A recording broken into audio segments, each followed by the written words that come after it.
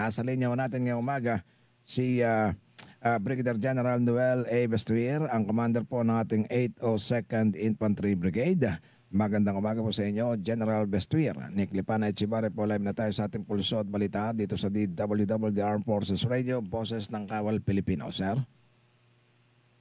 Magandang umaga, Tropang Nick, at magandang umaga din sa inyong mga nakikinig, nanonood at taga-subaybay ng inyong programang Pulso at Balita. Happy New Year na rin, Tropang Nick. Oo nga, sir. Happy New Year din sa inyo riyan sa ating 802nd Brigade. And eto, nakikita namin hanggang sa although tapos na ho yung deadline na ibinigay ng ating presidente para ho dun sa ating para lipulin yung lahat nitong mga itong problema natin sa insurgency. Pero siyempre hindi naman natin maiwasan na yung mga sabi nga yung mga tinga-tinga hindi maiwasan na nandiriyan pa rin So ngayon eto patuloy ho yung ginagawa ninyong operasyon at mukhang talagang sinisimot na ninyo itong mga nakabaon na mga armas nitong mga maliliit na grupo pa ng mga remnants ng New People Army. Katunayan, ito na-discover na naman ng inyong mga battalions sa isang operasyon.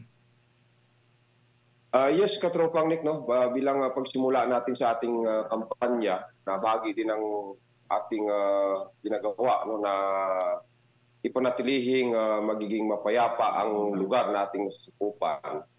Kasama ito sa mga gusto nating ma-accomplish na yung mga kung may mga nakatago pang mga armas at yun ay nakukuha ng ating mga tropa ng 14th Infantry Battalion at ng 93rd Infantry Battalion dahil sa mga informasyon na naibinigay ng mga latest na mga surrendery natin Katropang Nick. So nakatagpo tayo ng tatlong matataas na kalibre ng armas anong Sabado doon sa isang liblib na lugar sa sakop ng Barangay Mahilom sa Hindang Leyte na ito ay binaon ayon sa ating napag-alaman noong 2021 pa ng members ng mga Island Committee Lebok na kumikilot dito sa Leyte, Katropang Nick.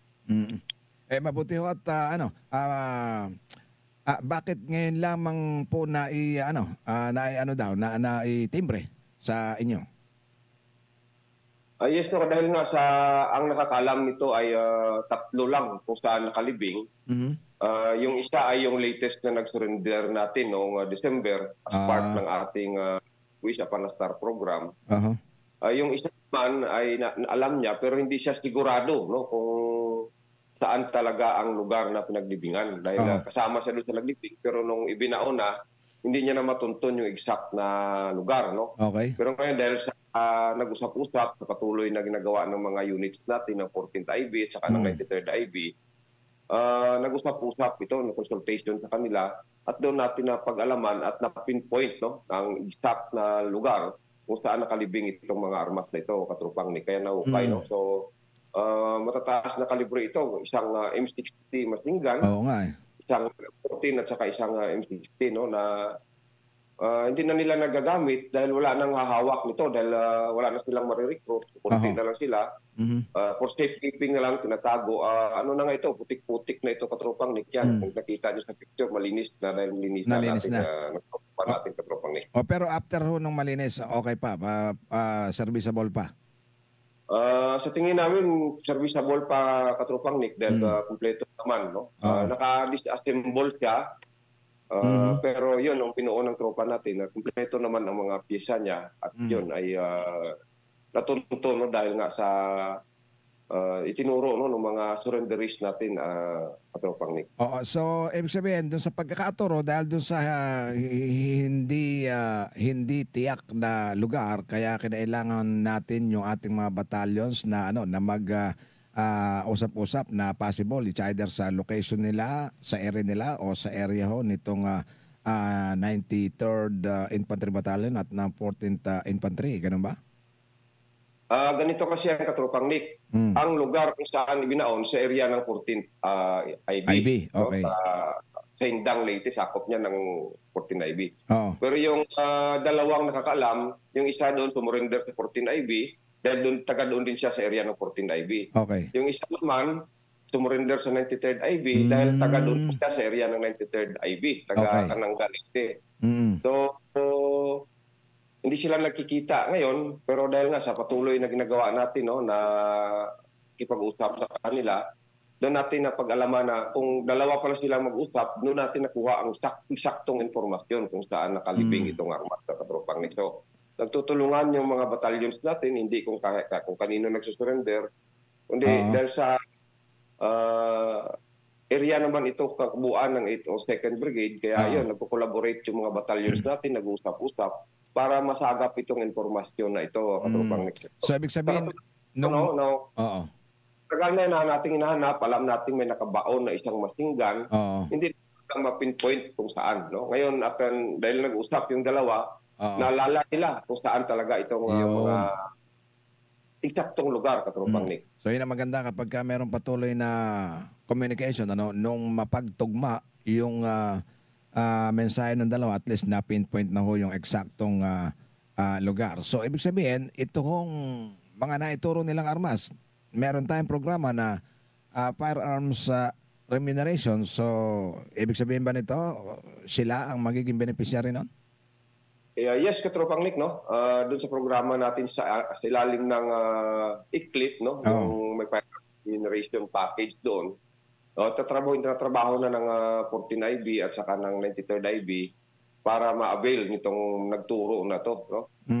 Napag-alaman din natin, katropang Nick, yung may hawak nitong 60 na to, ng masinggan na to, ay dati na nag-surrender sa 14IB. Nakapagsabi din siya na ganyan dati yung armas niya, hindi niya lang alam kung saan na ngayon yung armas niya pagkatapos niya mag-surrender.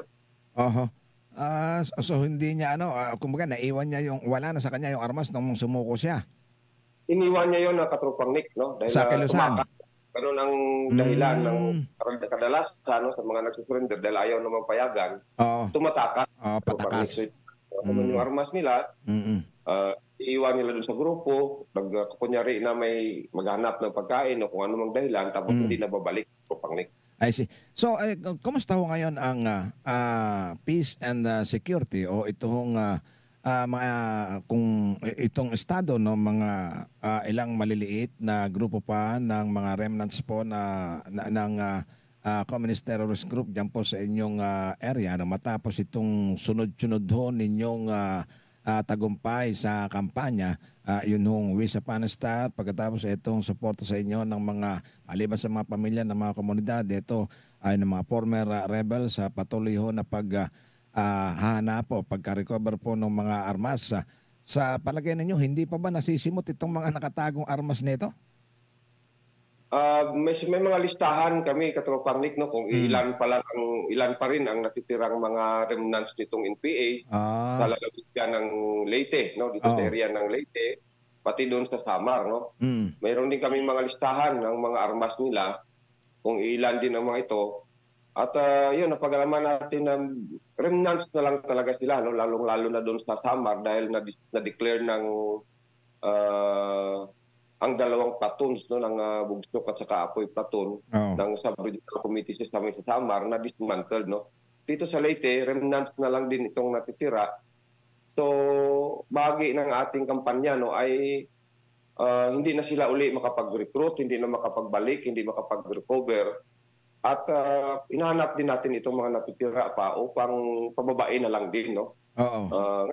Ang kagandahan dito, dahil nga ang mga lugar na kanilang dating hawak ay hindi na sa kanila, no? So lumiliit na talaga ang kanilang mundo at inasahan natin, katropang Nick, no, sa patuloy nating ginagawa ay baka naman, no, maipit na sila, lalo na silang mahirapan. Wala na silang ibang choice kundi bumaba, iwanan ng armadong pakikibaka at samahan, no, ang kanilang mga dating kasamahan na nandito na sa atin na namumuhay na ng masaya, mapayapa at ligtas kasama ang kanilang pamilya, katropang Nick. And siguro doon sa ipinakikita kong patuloy na suporta sa inyo ng mga former rebels, ano? And gayon din yung inyong ginagawang patuloy na koordinasyon doon po sa pamilya nitong mga remnants pa ng mga New People's Army, baka sooner or later, katulad ng mga nauna, makapiling na rin sila ng kanilang mga pamilya, no? Yes, katropang Nick, no, kasi ang kaibahan sa kasalukuyang kalagayan ngayon, no, ng NPA dito sa lugar, dati-dati pagka nagkaroon tayo ng mga operations, sinahanap natin sila, punta sila doon sa lugar na pwede nilang tataguan na may kukup sa kanilang mga tao Oo. na may tuturing na kanilang masa. Mhm. Sa ngayon, siyempre, kung lumapit doon, kung kailangan ng pagkain, papakainin yan, Mm. pero kinukumbinsi na silang bumaba. Punta Ah. din sila sa kanilang pamilya, kumbinsihin din silang bumaba. Mhm. At yung informasyon na yan ay nalalaman natin. Kaya na more or less na nalalaman natin kung saan sila nagtatago, saan sila umiikot. Oo. Yun, doon natin sila hinahanap. Mm.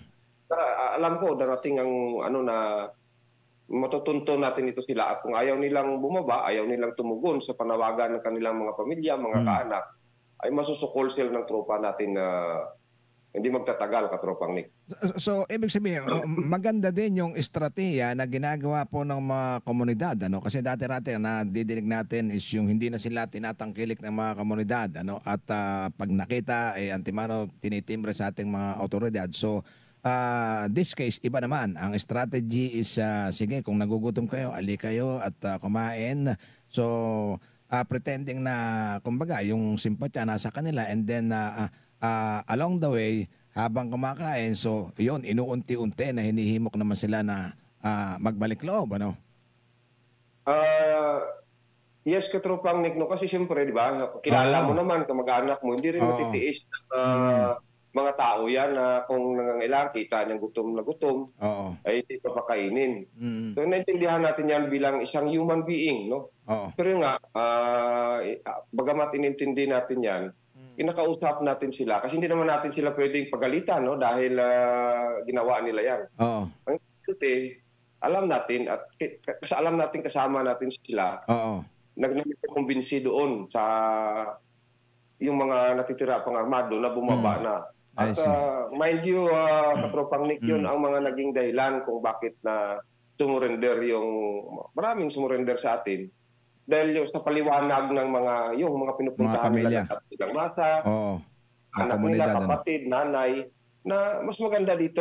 Hindi naman kayo gagalawin. May amnesty program pang gobyerno. Pinapaliwanag natin yan sa kanila. Mm. So, naintindihan ng mga na mapawalang sala yung mga kaso mo ng mga ganito. Sinasabi yan sa kanila ng mga kanilang mga masa. Mhm. So, naliliwanagan sila kasi isa talaga sa dahilan, no, na nila is papatayin ka ng sundalo. Mhm. Bubugbukin ka, ito torture ka. Yun talaga ang nasa isip nila, Katropang Nick. At So, dapat mawala yun. At kung tayo magsalita nun, hindi sila maniwala. correct. Pero kung yung mga anak nila, yung pinagkakatiwalaan nilang mga tao na kanilang nilalapitan at nakakausap, yun malaki ang possibility na maniwala sila, Katropang Nick. Ang mahalaga na nga doon, nandoon yung effort mismo nung kanilang mga kamag-anak, ano, na sila ay kumbinsihin na magbalik loob at ipaliwanag itong kampanya ng ating gobyerno. And gayon din siguro, no, yung mga naging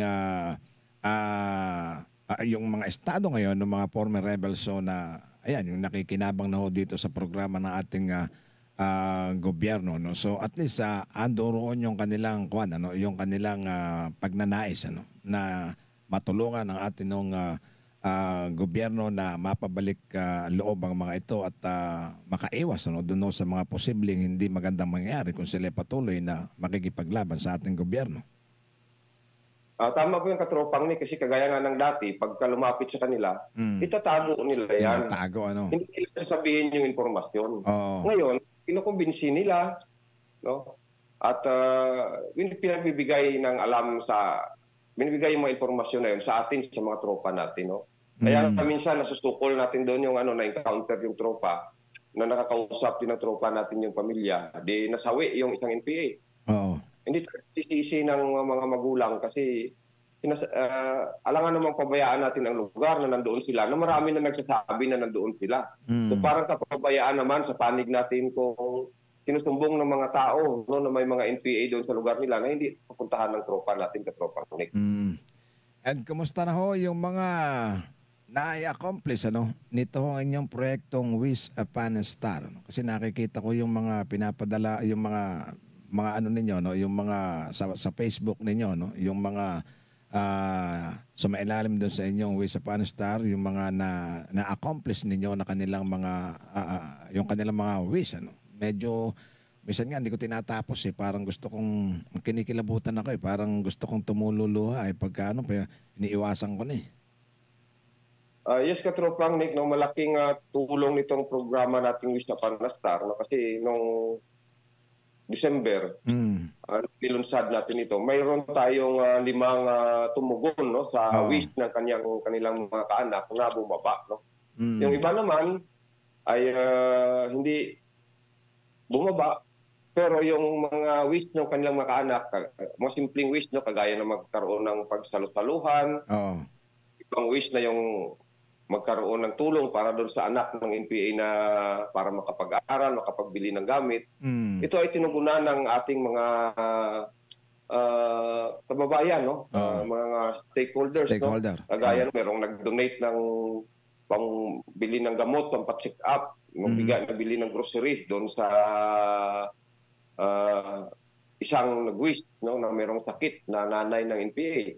Merong bata doon na anak ng isang NPA na nag-aaral, na nangailangan ng lapis at papel.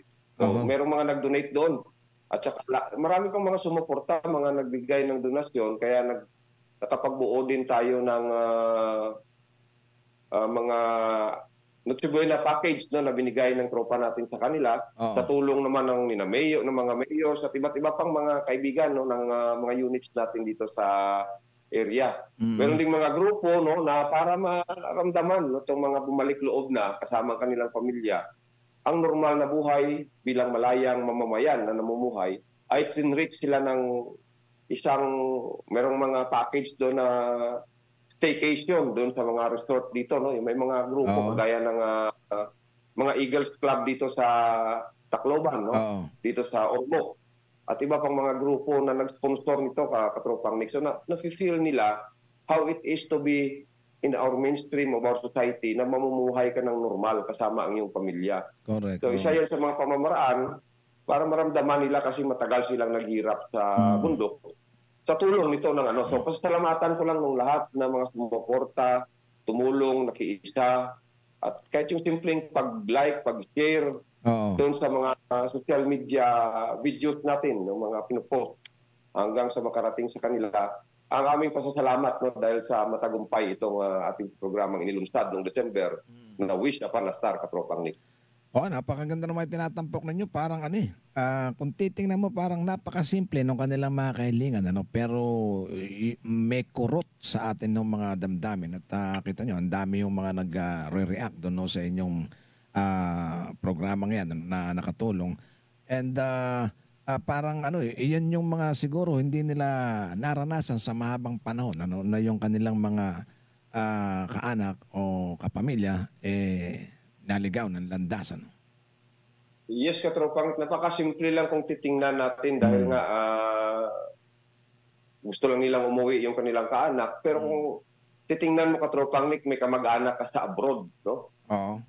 Isang taon, 2 taon na hindi kayo magkakikita. Pagka uwi, nag-iakapan niya, nag-iyakan. Kaya how much more itong sa kanila na taon-taon din na hindi sila nagkikita. May pangamba dahil hindi nila matitiyak kung makikita pa nilang buhay. Tapos makita mo ngayon buhay. Yun ang isang feeling no, nung mag-reunite sila na hindi ko ma-explain pero nakaka-touch talaga. At yun ang napakasarap na pakiramdam. Nung makikita mo sila sa ganong sitwasyon, Katropang Nick. Yung pamilya na reunite, gano'n sila kasaya dahil nakikita sila na buhay. Ganon din yung mga dating kasamahan na nandito na tapos wini-welcome uli yung mga kasamahan bumaba. Napakasaya nila, Katropang Nick. Ngayon po na 2025, kamusta? Kasi itong inyong Wish Upon a Star parang napaka-epektibo. Magtutuloy-tuloy pa ba ito? Palagay ko itutuloy-tuloy natin. No? Baka maiba lang yung pangalan niyan. Hindi pa natin alam kung ano. Baka dahil Valentine's na naman, pagmamahal naman ng natin. Dahil gusto nating iparamdam nila ang pagmamahal ng pamilya na matagal nang ipinatay ng galit, no? Na itinanim ang puso, Katropang Nick, no? So ngayon, Valentine's, dapat sa Valentine's, may bago naman kayo. Kanilang pamilya. Meron kayong bagong iniisip? Merong mga couples na bumaba. So, may experience sila ang kakaibang Valentine's ngayon dahil dito sila sa society. Merong na yung bumaba na yung isa nandoon pa. edi kung gusto nilang magkasama ngayong Valentine's, bigyan natin sila ng pagkataon, tulungan din ulit natin sila, Katropang Nick. Oo. Yan. Aabangan namin sa mga susunod nating mga interviews yung mga gagawin na yung mga ninyong programa yan. Kaugnay dito naman sa nalalapit na buwan o araw ho ng mga puso no, dito sa ating pong mga former rebels and dun po sa mga remnants pa. Baka sakaling kung medyo na-delay lang sila doon sa pagsuko nitong Christmas o itong holiday season, baka itong February mag-materialize na. Yes, Katropang Nick, no? At inasahan natin yan, no? At tatrabahuin natin yan. Oo. Hindi tayo titigil. Dahil gusto natin no, na mawala na lahat yung armado dito sa lugar, makikiisa na tayo lahat. Focus tayo sa kung paano ayusin yung buhay nila, tutulungan sila ng gobyerno, paano panatilihing magiging peaceful ang lugar, wala nang pangamba, walang takot, Yan. para makapag-relax na rin yung mga kababayan natin no, na hindi takot sa may armado dyan, walang nanghihingi sa kanila, nagkikiisa lahat, nagtutulungan. Yun ang gusto nating mangyayari sa lugar natin. Sa ngayon, sa nakikita ako, maliban doon sa mga lugar na may mga gumagalaw-galaw pa, na NPA, dito talagang peaceful yung area, no? For the past 2 years, walang mga silang nagawang violent activities, no? So, yun yung gusto nating mangyayari at kung nakipapansin nyo, malawak yung area ng brigade namin, no? May hanggang sa Samar. Pero karamihan doon sa mga area na yun ay stable internal peace and security condition niya, Katropang Nick. Ilan na lang ang mga lugar na kung saan dyan sila kumikilos, mga interior na barangays yan. At gusto natin na mawala na sila lahat, bumaba na, kasama natin dito, kasama ang kanilang pamilya, para talagang tuluyan ng magiging peaceful itong area na to, Katropang Nick. I see. Sir, maraming salamat po sa oras na binigay ninyo dito sa ating pulso at balita. Baka any message from your end, sir, bago tayo maghiwalay? Yes, Katropang Nick, no? Maraming salamat din no, sa time no, at sa palagi nyo tayong inimbitahan dito. Malaking tulong itong programa nyo para magpaalam din natin sa ating mga kababayan no, ang mga security situation dito sa lugar. No? And of course, no, ulitin ko lang ang aking pasasalamat no, sa lahat ng mga tumulong, sumuporta. Hindi ko na mababanggit dahil marami sila sa ating programang Wish Upon a Star na nagiging matagumpay. No? At yun nga, salamatan ko ang inyong patuloy na pagsuporta at panatili nating magiging peaceful ang lugar nating masusukupan. So again, Katropang Nick, maraming salamat at kape. Iyon ang pinakamasarap. Kape ni Brigadier General Noel A. Bastuir, ang commander po ng 802nd Brigade sa ilalim yan ng 8th Infantry Division natin ng Philippine Army sa kanilang patuloy na yung intensified na programa nila na para tuloy ng tuldukan itong problema pa ng insurgency nitong mga natitirang maliliit na grupo pa. No? Mayroon po kasi hanapin talaga pagka medyo kakaunti na, pagka mga maliliit na hindi katulad pa nung marami, dali lang makita. Ngayon no, talagang para kang naghahanap ngayon ng karayom sa bundok ng mga dayami.